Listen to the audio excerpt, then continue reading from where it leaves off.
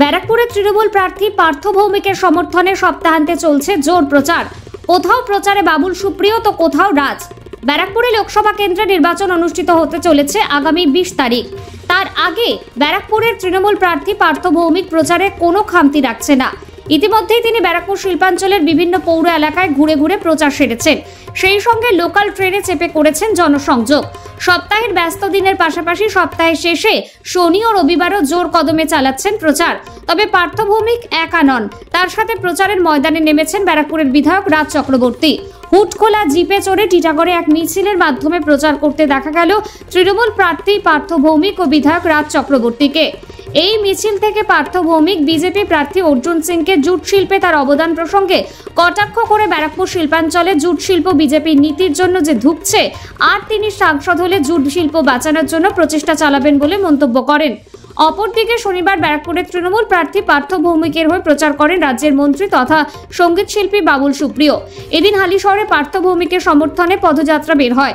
সেই মিছিলে হুটখোলা জিপে চড়ে হালিশহর পৌরসভার বিভিন্ন ওয়ার্ডে ঘুরে মানুষের সাথে জনসংযোগ করেন বাবুল সুপ্রিয়।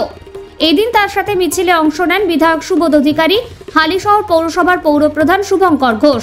এদিন প্রচারের ফাঁকে বাবুল সুপ্রিয় বলেন, বিজেপি দলটা প্রচন্ড বাংলা বিদ্বেষী।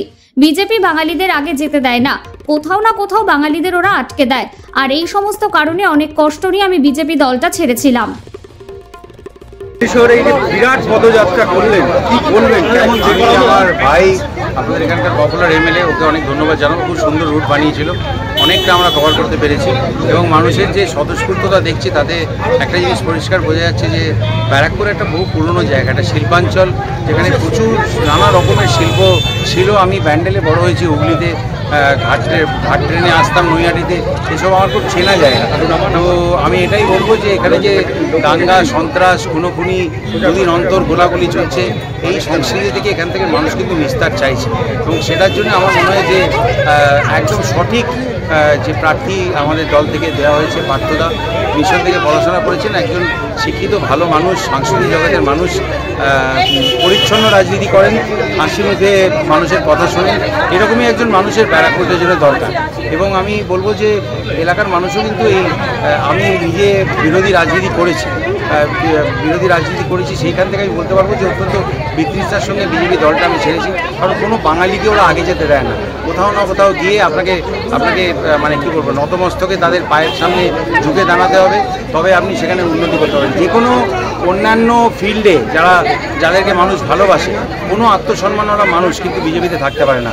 আমি যে আসানসোলে কালকে যাব আমার দায়িত্বতে, আপনি দেখুন ওখানেও শত্রুঘ্ন সিনহা, কীর্তি আজাদ, সবাই যারা অন্য জায়গায় সাকসেসফুল, তারা কেউ বিজেপিতে ওইরকমভাবে গোলামি করে থাকতে পারবে না।